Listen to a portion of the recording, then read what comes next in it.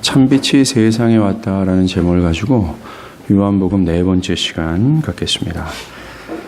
오늘 우리에게 내용이 많아서요. 오늘 우리에게 주어진 이 구절이 전하는 메시지를 본론부터 들어가도록 하겠습니다. 구절에서 참빛이라고 할 때 이 빛이 뭘까요? 오늘 본문을 이해하기 위해서는 이 빛의 의미를 다시 숙지하는 것이 필요합니다. 먼저 이 빛은 1장 4절에서 그 안에 생명이 있으니 이 생명은 사람들의 빛이라 할 때 그 빛입니다. 4절에서 그 빛의 원천을 바로 그리스도 예수로 말하고 있어요. 예수가 빛이라는 겁니다. 성경에서 이 빛이란 깨달음을 얻도록 하는 조명을 의미합니다. 즉 어둠에 있는 사람들에게 너무나 어두워서 어떤 정체를 볼 수가 없었는데 그 빛은 어둠 가운데 있는 사람들에게 어떤 정체를 밝힘으로 그것을 선명하게 깨닫도록 하는 것, 그것을 빛이라고 얘기한다라는 것이죠. 4절에서 예수 안에 있는 생명이 사람들의 빛이 된다고 말하고 있는 것을 보아서 예수 안에서 주어지는 생명이 그동안 어두워서 어떤 정체를 보지 못하는 사람들의 눈을 뜨게 하고 그것을 깨닫도록 한다는 겁니다. 뭐가요? 예수 안에서 주어지는 생명, 구원이 말입니다. 곧 예수가 그 빛 자체라는 거예요. 그렇다면 그 빛 대신 예수가 밝히시는 것이 무엇일까요? 즉 예수 안에서 주어지는 생명, 이 구원으로 말미암아 밝히 보고 깨닫는 대상이 뭘까요? 그것은 바로 하나님입니다. 바로 아담의 타락으로 모든 인류가 잃어버린 하나님을 얻는 거예요. 모든 기쁨과 만족과 생명의 원천이잖아요. 근데 죄로 말미암아 그것이 단절되지 않았습니까? 그래서 죽고 그래서 저주스러운 세상이 되지 않았습니까? 그런데 그 모든 기쁨과 생명과 만족의 근원 되시는 그 하나님 아버지를 밝히 깨닫는 거예요. 그리스도가 이 땅에 오기 전까지는 이 세상은 어둠이었습니다. 즉 하나님을 알지 못하고 하나님을 깨달을 수 없었다라는 거예요. 오늘 본문에서도 빛이 세상에 왔다라고 했잖아요. 그렇다면 세상에 그 빛이 없었다라는 얘기를 하는 겁니다. 그 빛이 세상에 오기 전에 말입니다. 그래서 하나님을 알 수도 없고 하나님을 깨달을 수 없었다라는 거예요. 그런데 빛 대신 예수가 오셨다라는 거예요. 그리고 그를 믿는 자들에게 주어지는 생명으로 그 생명을 얻는 자들은 모든 기쁨과 복과 생명의 근원 되신 하나님을 밝히 보는 거예요. 눈이 밝아지는 겁니다. 그 생명으로 그동안 알지 못하고 인지하지 못했던 하나님 아버지를 깨닫는 거죠. 그러하기에 오직 예수를 믿어 생명을 가진 자들만 하나님을 바르게 합니다. 오직 구원을 받은 신자만 하나님 아버지를 바르게 깨달을 수 있다는 거예요.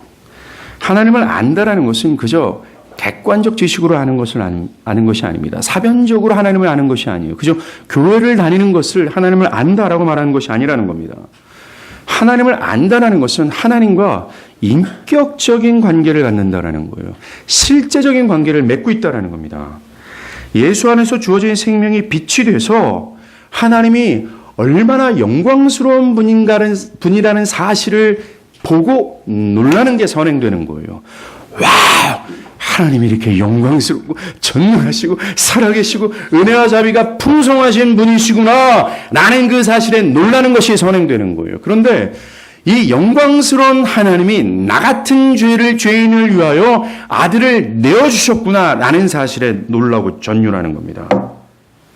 그리고 그 하나님이 나의 왕이시고 아버지시며 주인이라는 이 사실에 감격하여서 그분의 말씀이라면, 그분의 말씀이 모든 최고의 권유가 되는 거예요, 나한테. 그래서 그분의 말씀이라면 어떤 환난과 어떤 장애가 있다 할지라도 그분을 기꺼이 따라가는 겁니다.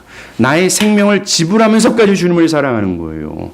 비록 하나님은 눈에 보이지 않지만 하나님과 인격적인 관계를 가진 이 실제의 모습이 있다라는 것입니다.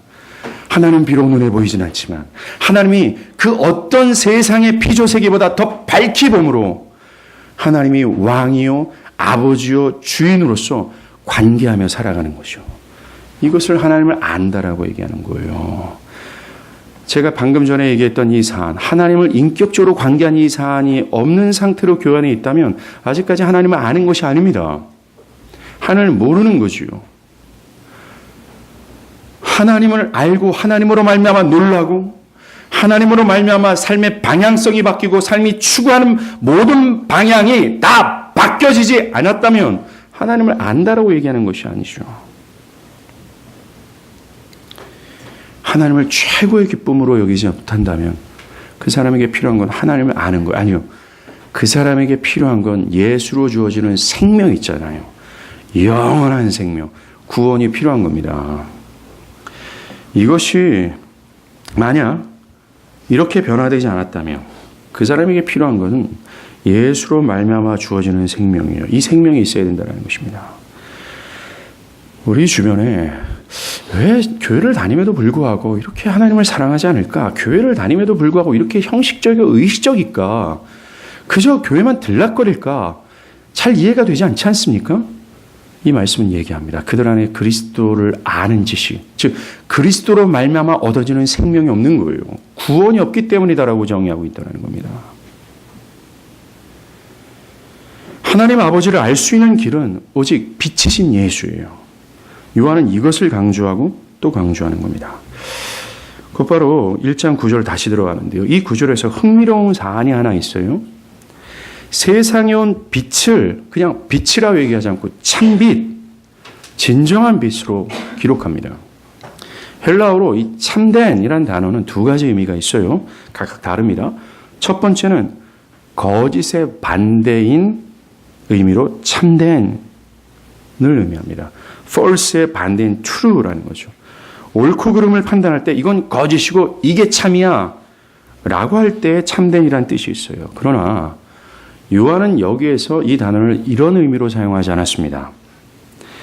요한은 이 단어를 불완전함의 반대인 불완전하지 않는 온전함, 진짜, 진정한이란 뜻으로 사용했어요. 즉 지금까지의 다른 모든 빛들이 있었어요. 그 모든 빛들은 불완전했지만 이제 세상에 온 이 빛, 오직 주 예수 그리스도의 빛만이 완전하고 진정한 빛이야 라고 얘기하는 거예요. 자, 이 책을 언제 썼습니까? 요한이? 2000년 전에 썼죠. 2000년 전에 요한이 쓰는 이 시점을 기준으로 요한을 하나님이 자신을 계시해 왔던 구약에서 수많은 잠정적인 예표했던 수많은 빛들이 있어요. 이것과는 다른 진정이고 또 진정하고도 궁극적인 진짜 빛이 왔다라고 말하는 것입니다.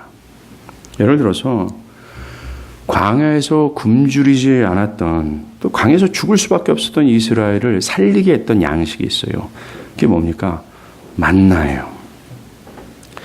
이스라엘이 광야에서 죽지 않고 살 수 있었던 것은 그들이 광야에서 농사를 지을 수 있어서가 아닙니다. 그들의 수고로 양식을 모아 살 수 있었던 것이 아닙니다. 광야는 양식을 재배할 수 없는 아주 황무지예요. 이스라엘의 능력과 지혜로는 떡을 구할 수 있는 장소가 광야가 아니라는 겁니다. 그들이 살 수 있었던 유일한 해결은 뭡니까? 하늘에서 내려주는 떡이었다는 거예요. 그들의 힘과 지혜로 살아간 것이 아니라 오직 하늘 아버지께서 거저 베풀어 주신 만나로 그들이 광야에서 살 수 있었다는 거예요.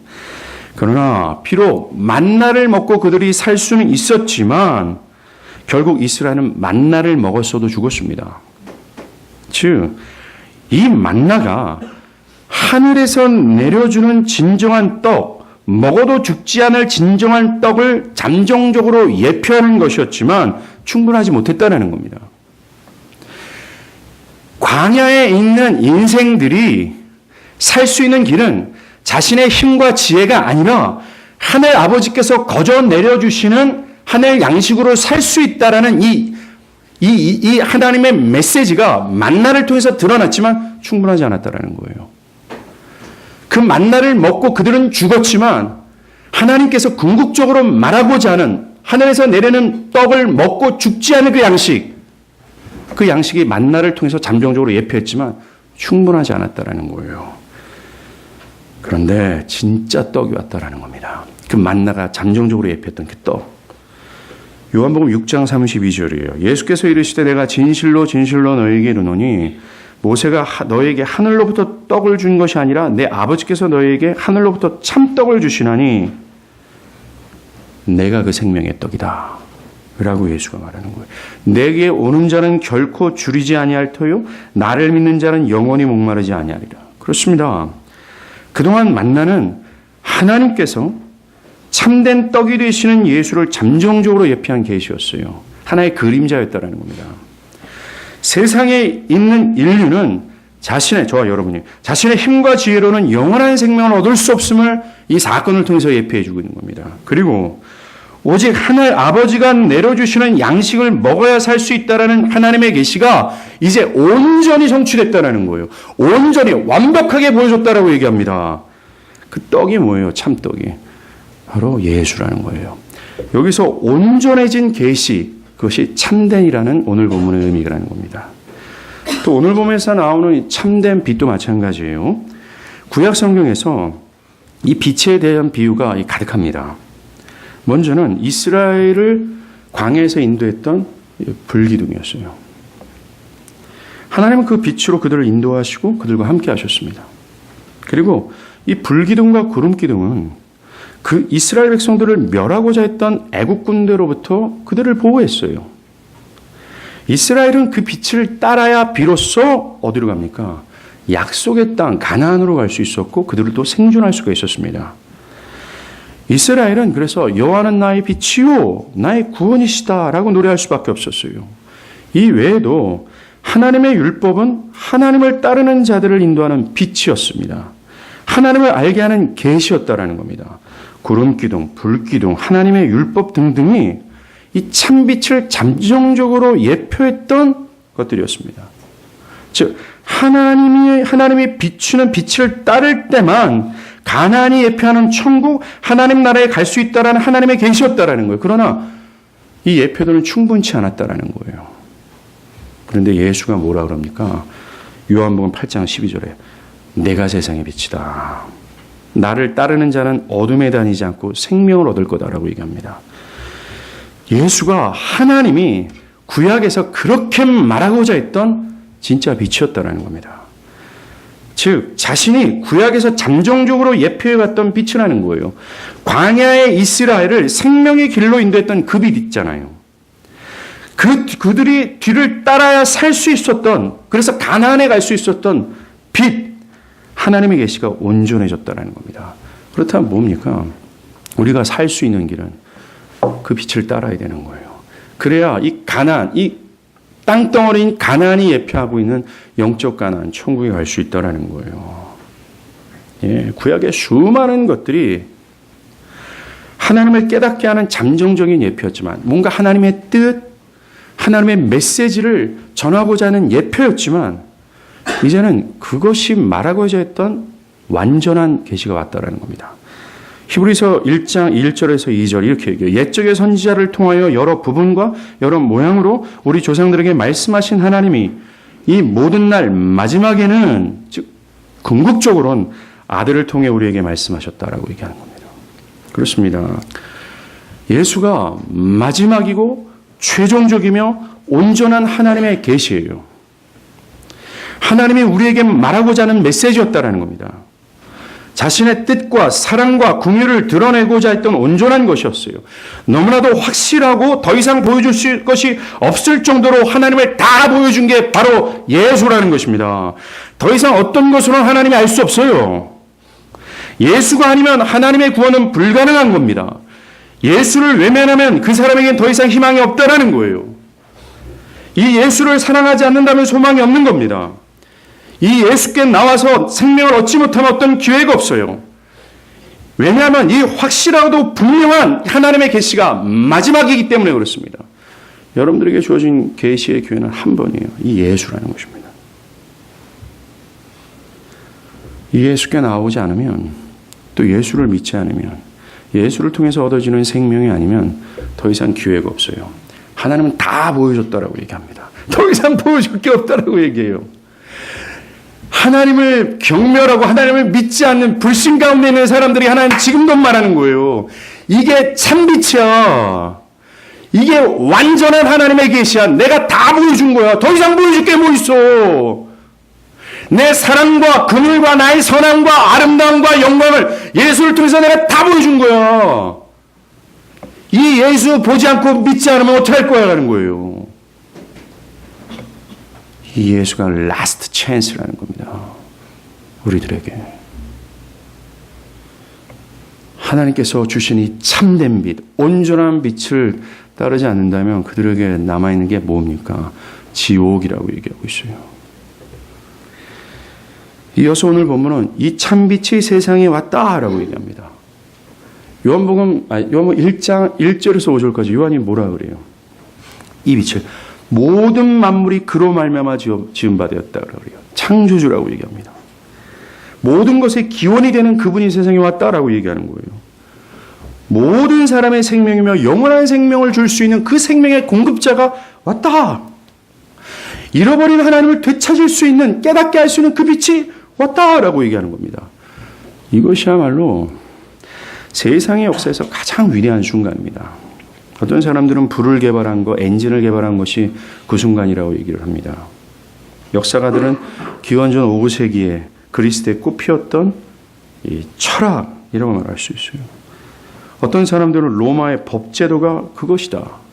어떤 사람들은 인간이 달에 착륙한 그 순간이 세상의 역사에서 가장 위대한 순간이다라고 말합니다. 그러나 인류 역사에서 가장 위대한 순간은 바로 이겁니다. 1장 14절 여러분들이 좀 이따 주일 학생들 같이 암송할 나 안 했는데 이렇게 생각을 해요. 그 14절이 말하는 것처럼 하나님을 알도록 하는 빛이 육신을 입고 세상에 온 거예요. 이게 위대한 사건이고 온 인류에게 소망이 되는 겁니다. 요한은 이 참빛이 먼저 어디서 왔는지를 말하고 둘째, 그가 와서 무엇을 했는지를 말합니다. 먼저 참빛 대신 예수가 어디에 왔는지를 집중합니다. 바로 세상이에요. 흔히 세상이라고 말을 할 때는 물리적 우주를 의미할 때가 많습니다. 아니면 이 세상에 살고 있는 수많은 인류들을 세상이라고 이해를 하죠. 그러나 요한복음을 비롯해서 성경에서 세상이라고 할 때는 다른 특별한 의미를 가지고 있습니다. 특별히 요한복음에서 세상이란 단어를 78번 정도 사용했는데 압도적으로 대부분이 부정적인 의미로 이 단어를 사용했어요. 세상이라는 단어는 한마디로 하나님을 반역한 온 인류의 죄된 상태, 죄된 인류, 이것을 세상이라고 얘기를 합니다. 구체적으로 볼게요. 첫 번째 세상은 스스로 아무것도 할 수 없는 무능력의 상태를 가리켜 말합니다. 성경은 이 세상의 근원을 먼지라고 기록을 해요. 그 먼지가 하나님의 손에 빚어졌고 말씀이신 그리스도로 말미암아 생명을 부여받았고 육체적인 생명을 얻을 수 있게 됐다는 겁니다. 그리고 하나님을 하나님으로 인정할 때, 하나님을 섬기고 그분께 복종할 때, 그리고 하나님과 생생한 관계를 가질 때야 비로소 그들은 영속적인 생명을 유지할 수 있었다라는 거예요. 뿐만 아니라 타락한 이후에도 세상은 스스로의 힘과 지혜로 이 영원한 생명을 얻을 수 없습니다. 즉 구원을 얻을 수 없는 것이 세상의 처지라는 거예요. 이처럼 세상은 무능력합니다. 무조건적으로 하나님을 의존해야 되며 의존적인 존재라는 거예요.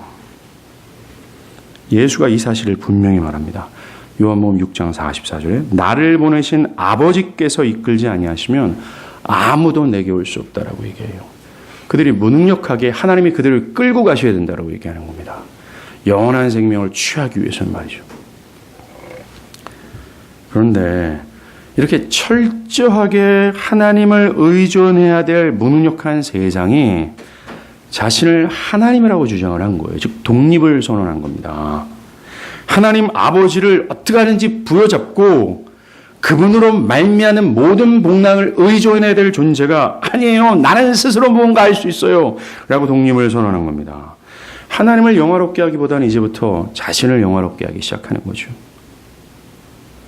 하나님의 영광이 언제 내 유익과 영광만을 위해서 선택하고 결정하는 존재가 되어버린 겁니다. 극도의 자기중심성에 빠진 거예요. 이게 반역이라고 얘기하는 겁니다.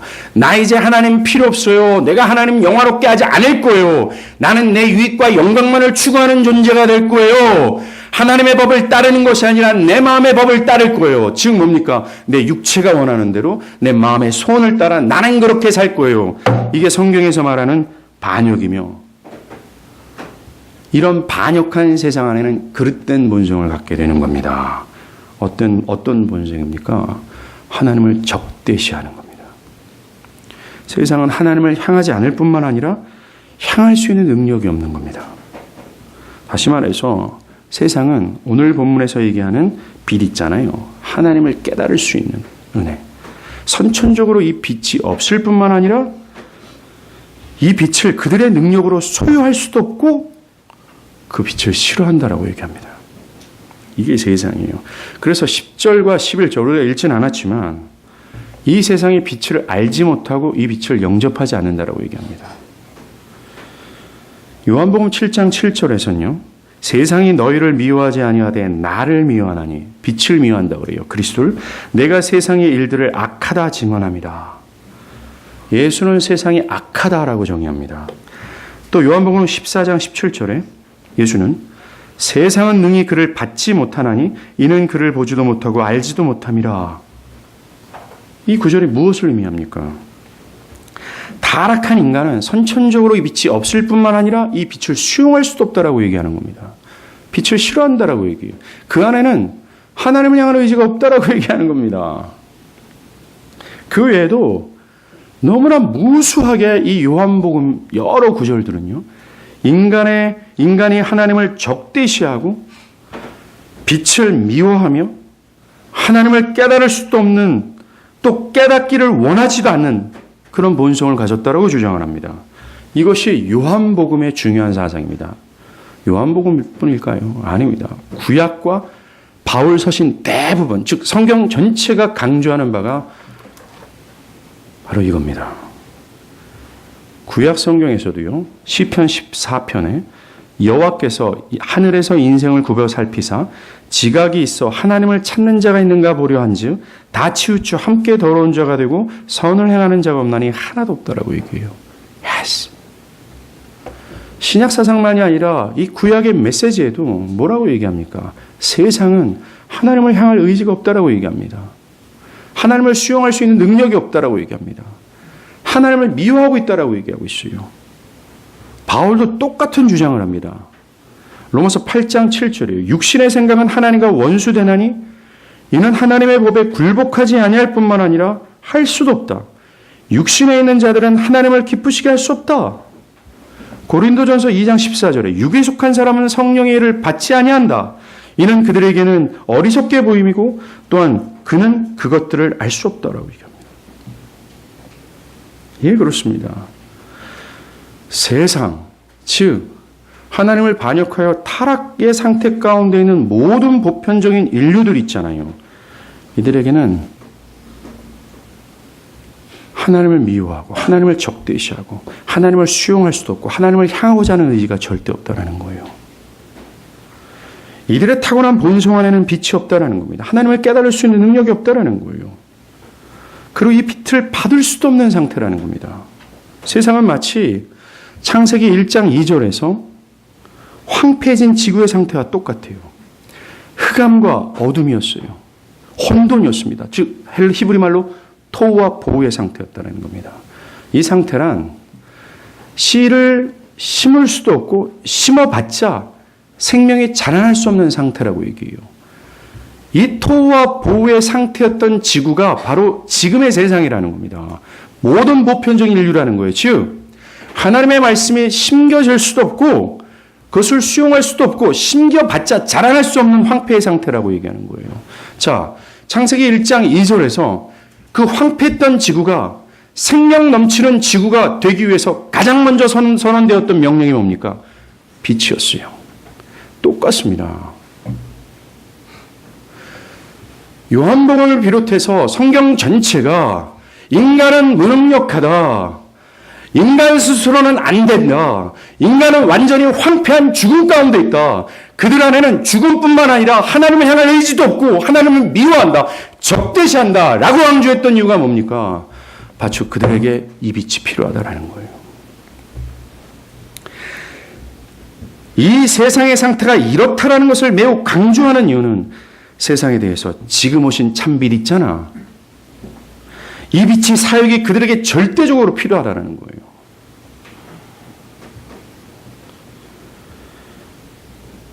지금의 세상, 성경에서 얘기하는 세상이 기다리고 있는 것은 하나입니다. 뭐예요? 오직 하나의 미래만 기다릴 뿐입니다. 하나님의 심판이고 저주라는 거예요. 거기서 살 수 있는 것은 세상에 오는 참빛이에요. 여러분들에게 필요한 게 빛이라는 겁니다. 직장도 아니고 남자친구 여자친구도 아니고 자녀가 어떻게 되는 것도 아니고요.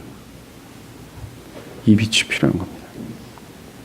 요한은 지금 모든 인류들에게 모든 세상을 향해서 이렇게 외치는 거예요. 이 빛으로 좀 나아가라! 라고요. 그래야 살 수 있어! 라고요. 안 그러면 다 죽어요! 이게 기독교의 메시지예요. 이 빛으로 나가라! 라고 말입니다. 아까 말했잖아요. 최종적이고 온전한 하나님이 다 보여준 빛이라고 얘기하고 있습니다. 예수가. 더 이상 뭘 어떻게 해달라는 얘기예요. 한번 나를 믿게 만들어 봐요. 아니요. 믿을 수 있도록 하나님은 다 보여줬어요.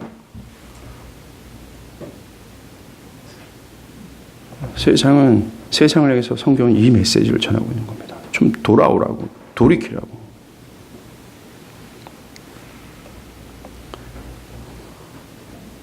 외치는 겁니다. 저희 교회가 크기가 작아서 그렇지. 더 크면 더 크게 외칠 텐데. 이 빛이 세상에 왔어요. 우리가 주목할 산, 이 빛 대신 그리스도가 이 세상에 왔다라는 겁니다. 예수가 이 땅에 오기 전까지 이 세상은 어둠이었어요. 그 어둠이었다. 이게 뭔 말입니까? 지금 하나님을 적대시 여겼다. 하나님을 반역하고자 하는 의지만 있을 뿐이었다라는 겁니다. 하나님 따르기를 원하지 않았고 하나님이 제시하는 거룩한 삶을 거부했다라는 거예요. 이게 어둠의 상태였다라는 겁니다. 근데 그 어둠의 상태에 있는 세상에 주님이 오셨다라는 겁니다. 따라서 요한복음 3장 16절에 여러분들이 잘 아는 구절이죠. 하나님이 세상을 이처럼 사랑하사 독생자를 주셨으니, 이게 하나님의 무궁하신 사랑에 대한 선언입니다. 하나님이 세상을 할 때 그 세상이 우리가 지금까지 본 세상 아닙니까? 어둠이었다라는 거예요. 여러분들은 여러분들의 인격을 뒷담화 있던 사람을 용납하기 되게 힘들어합니다. 심지어 여러분과 여러분의 것들을 해한 사람에 대해서 여러분들은 도대체 마음을 돌이키고 그를 품으려고 하지 않죠. 품으려고 해도 수없이 노력해도 불가능한 게 여러분 아닙니까? 근데 하나님은 세상을 사랑했다라고요. 얼마큼 사랑했냐면 아들을, 하나밖에 없는 아들을 내어주셨다라고 얘기하는 겁니다. 하나님의 사랑이 놀라운 이유는 말입니다. 그가 사랑했던 세상이 크거나 위대한 것이 아니라 세상이 악하기 때문에 그래요. 하나님의 사랑이 그래서 돋보이는 겁니다. 세상은 결코 사랑할 만한 구석이 없어요. 또한 사랑하면 안 될 만하기 때문입니다. 그런데 하나님이 사랑했다라고 얘기해요. 어떤 사람들은 하나님이 세상을 만들어 놨으니까 끝까지 책임지고 사랑해야 마땅한 거 아닙니까? 라고 말합니다. 자기는 그렇게 못하면서. 또 어떤 사람들은 하나님이 세상을 사랑하는 것은 마치 부모가 어린 자녀를 바라보듯 세상에 사랑스럽기 때문이 아니냐라고 반문합니다. 아니에요. 세상은 성경이 말하는 것처럼 하나님과 원수요, 적대적이며 저주의 상태로서 흉물이라고 얘기해요. 구원의 시작이 뭔지 아십니까? 내 안에 구원이 시작되는 시점에 우리는 이걸 알게 돼요. 아, 세상인 내가 바로 이러한 상태구나. 하나님께 사랑받을 만한 존재가 아니며 사랑받을 만한 구석이 아무도 없는 흉물이구나. 요거 깨닫기 시작하는 게 구원의 시작이라는 겁니다. 세상에 속한 나의 상태가 이러한 상태라는 것을 모르기 때문에 예수를 안 믿는 거예요. 내가 이러한 세상에 속해 있는 사람이라는 사실을 모르기 때문에 교회에 나올 생각을 안 하는 겁니다. 그리고 내가 이런 세상이라는 사실을 모르기 때문에 그리스도가 십자가에서 죽으신 것이 또 그렇게 놀라운 메시지가 되지 않는 거예요. 야, 나 같은 것을 위해서 죽었다니라는 겁니다. 요거 알 때 십자가를 제대로 알아요. 성경은 말입니다. 오직 세상에 속한 자와 그렇지 않는 두 부류만 설명합니다. 그리고 이 빛은 두 부류로 이 세상을 갈라놓습니다. 세상에 속한 자와 그렇지 않는 자. 우리가 생각할 것은 요한복음에서 세상이라고 표현할 때 그 세상에 믿는 자들은 포함하지 않는다라는 겁니다. 왜냐하면 믿음을 갖게 된 자들은 더 이상 이 세상에 속한 자들이 아니기 때문에 그래요. 예수님은 요한복음 15장 19절에 너희가 이 제자들을 가리켜 놉니다. 너희가 세상에 속하였으면 세상이 자기 것을 사랑할 것이나 너희는 세상에 속한 자가 아니요 도리어 내가 너희를 세상에서 택하였기 때문에 세상이 너희를 미워했다. 믿는 자가 더 이상 세상에 속하지 않았다라고 하나님 예수님은 단정 짓고 있어요. 구체적으로 말하면 하나님을 더 이상 적대하지 않는다라는 겁니다. 누가? 믿는 자가. 즉 믿는 자가 세상에 속하지 않대요. 아까 말한 그 흉물적인 세상의 성품과 본능이 없다라고 얘기하는 겁니다. 믿는 자들은. 즉 하나님을 더 이상 적대하지 않는다라는 겁니다. 세상처럼 하나님의 법을 경멸하는 것이 아니라 하나님의 법을 즐거워하는 거죠. 그것에 복종하는 겁니다. 믿는 자는 자신이 손해를 보고 핍박을 받아도 그 말씀에 순종하는 거예요. 더 이상 자기의 유익과 영광이 아닌 하나님의 영광을 구별하는 삶을 산다는 겁니다. 더 이상 그들은 세상이 아니야. 누가? 믿는 자들이 말입니다. 믿는 자들, 저와 여러분이 돼야 돼요. 어느 정도까지 세상과 분리되었냐? 주님, 그들이 확실하게 분리됐는데 어느 정도까지 분리됐냐? 세상이 그들을 미워할 정도로 분리됐다라고 얘기했어요. 만약 여러분들이 세상에 속하지 않았다면 여러분들은 세상이 미워할 정도로 철저한 구분된 삶을 살게 될 겁니다. 아까 제가 말씀드린 것처럼요. 이게 믿는 자라고 성경은 정의하고 있어요. 여러분이 정말로 세상에 속한 것이 아니라 그리스도께 속해 있느냐? 여러분들이 정말 어디에 속해 있느냐? 이 답을 여러분들의 삶으로 답해야 돼요. 입이 아니라. 믿는 자들이 세상에 속하지 않기에 세상이 그들을 미워합니다. 이들은 세상이 추구하는 것을 거절해요. 세상이 추구하고 향하고 있는 것을 거절하고 있다는 겁니다. 달라요. 차이가 있다는 겁니다. 세상에 속한 자들과 그렇지 않는 자들의 뚜렷한 차이 한 가지를 말한다면 기쁨의 대상이 바뀐 거예요. 믿는 자들은 하나님이 최고의 기쁨의 대상이 됩니다. 죽어도 좋을 정도로 말이죠. 우리는 두 번째로 이 빛이 세상에 와서 무엇을 했는가 봐야 돼요. 이 빛이 세상에 와서 9절에 뭐라 그래요? 각 사람에게 비추었다라고 얘기합니다. 9절에서 각 사람은 영어 성경으로는 every man, 모든 족속, 모든 만민을 뜻합니다. 이 빛의 역할은 모든 유형의 사람들에게 빛을 비췄다라고 말합니다.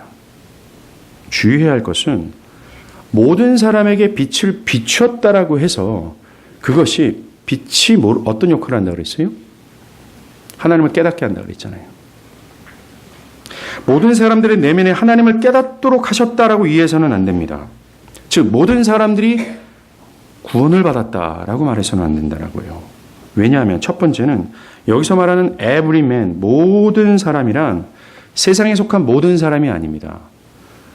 모든 종류의 사람을 뜻하는 겁니다. 유대인뿐만 아니라 이방인들에게도 그 빛이 비춰졌다. 이 메시지는 거예요. 그리고 모든 사람이 내적으로 하나님을 깨달아 구원을 받았다라고 해석하면 안 되는 두 번째 이유는 9절에서 빛을 비춘다라는 것은 내적 조명에 대해서 말하지 않기 때문에 그래요. 이 빛이 모든 사람의 내면의 빛을 비추어서 모든 사람이 하나님을 알도록 한다고 한다는 말의 의도가 여기서 있지 않다라는 겁니다. 내적인 조명, 즉 내적으로 하나님을 알게 하는 사역은 빛 대신 그리스도의 사역이 아니라 성령의 사역이기 때문에 그래요. 요한복음에서는 아직 성령을 언급하지 않았습니다. 그래서 이렇게 해석할 수 없어요. 그렇다면 참빛이 와서 각 사람에게 비추었다라는 말이 무슨 뜻일까? 이것은 내면의 빛을 비추는 것이 아닙니다. 성령의 사역을 말하는 것이 아니라 빛이 육신을 입었잖아요. 성육신을 뜻하는 겁니다. 성육신으로 말미암아 세상에 온 외적인 상태를 뜻하는 거예요. 즉 예수가 빛 그 자체라는 겁니다. 단지 유대인뿐만 아니라 이방인들까지 포함해서 이 빛은 성육신을 통해서 사람의 묘양으로 비추고 있다는 거예요. 창조 때보다 더 확실하게 비춰주고 있다라고 얘기하는 겁니다. 요한복음의 이야기가 보여주듯이 모든 사람은 예외 없이 참빛이 되신 예수를 영접하는 것이 아닙니다. 이 빛이 비춰질 때, 즉 예수가 세상 앞에서 말씀을 가르치고 어떤 사역을 할 때 빛이 비춰주고 있는 거예요. 외적인 상태에서 비치고 있을 때 어떤 사람은 그를 영접하는가 반면 어떤 사람은 그를 거절한다는 것입니다. 왜냐하면 이 빛은요, 사람들의 죄를 노출시키는 성질을 가지고 있기 때문에 그래요. 마치 빛이 어두운 방을 딱 비출 때 어두운 방에 은닉되어 있는 방 안의 모습이 다 노출되어지는 것과 같다는 것입니다. 그래서 그 노출되는 자신의 죄된 상태를 인정해서 빛으로 나오는 사람이 있는가 반면 자신의 죄가 노출되는 것을 싫어해서 빛을 미워하는 사람들이 있다는 것입니다. 한번 찾아보죠. 요한복음 3장 19절입니다.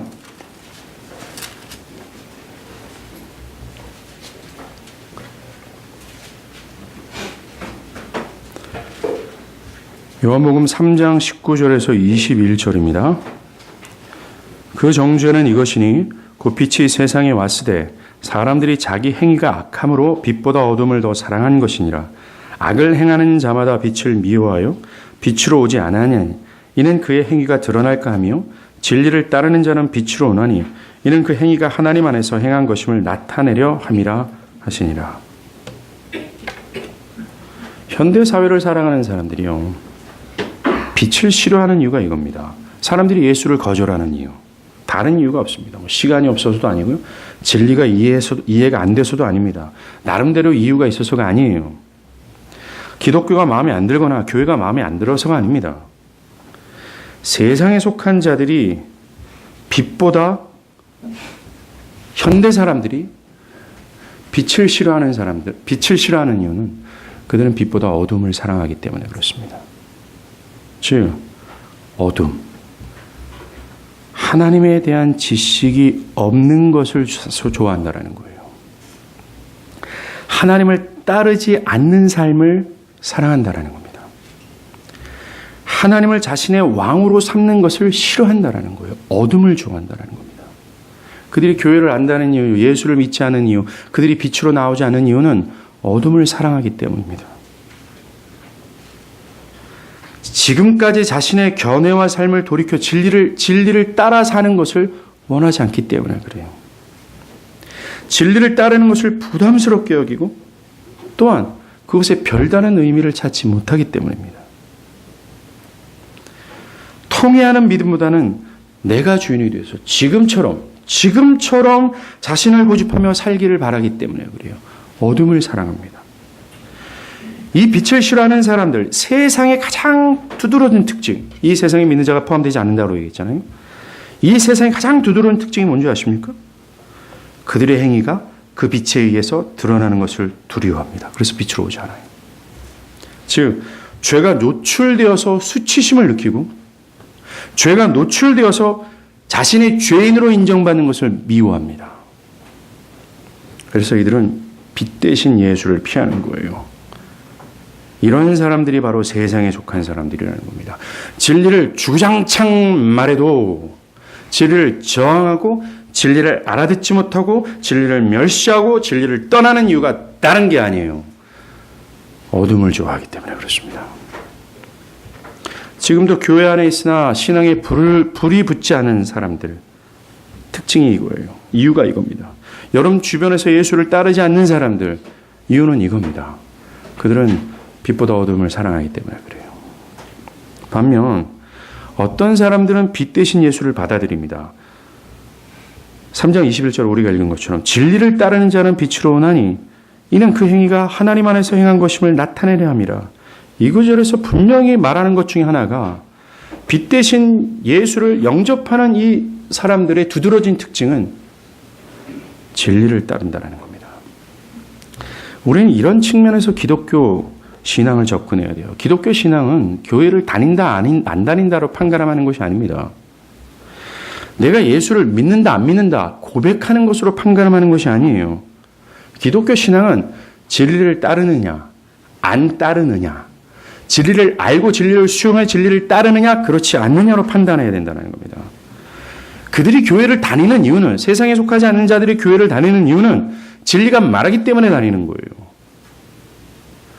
빛으로 나오는 사람들은 빛으로 노출되어지는 모든 자신의 죄들을 인정하며 가장 가련하고 겸손한 모습으로 그 앞에 회개한다는 거예요.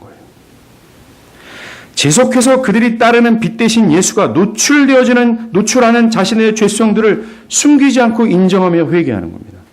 그리고 이스라엘 백성들이 광야에서 빛을 따라갔던 것처럼 그들은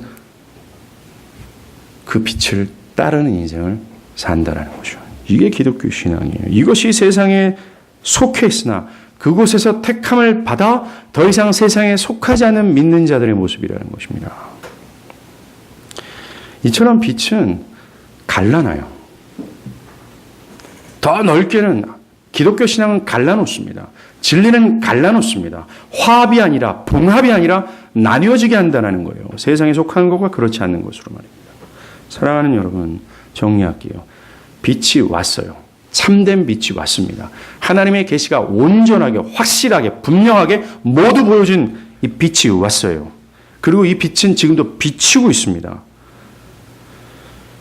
이것을 외면하지 마십시오.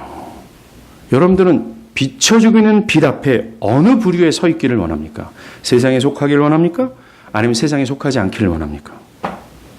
빛을 미워하거나 아니면 빛을 사랑하거나 말입니다. 여러분은 어디에 속해 있습니까? 여러분은 자신의 모든 죄를 노출하며 자신을 부인하고 예수를 악착같이 붙들고 있습니까? 겸손한 마음으로 진리의 말씀을 따르고자 수고하고 있습니까? 아니면 세상에 있는 사람들처럼 하나님을 모르는 상태를 좋아합니까? 하나님을 따르지 않는 삶을 사랑합니까? 자신의 죄가 노출되는 것을 원하지 않고 그런 수치심을 느끼기를 원하지 않고 회개하는 것을 거부하고 있습니까? 그러면 안 돼요. 우리는 빛으로 나와야 됩니다. 광야의 이스라엘이 빛을 비추는 구름 기둥을 따라갔잖아요. 그래서 영적 가나안으로 들어갔잖아요. 우리도 이래야 돼요. 빛 앞에서 나 모든 것을 노출하고 내가 참 무능력하구나, 내가 참 죄인이구나, 내 생명 대신 예수 그것밖에 없구나 하면서 죽을 때까지 그분을 주구장창 따르는 겁니다. 그럴 때 여러분들에게 얻어주는 게 생명이에요. 영적 가나안, 천국이라는 겁니다.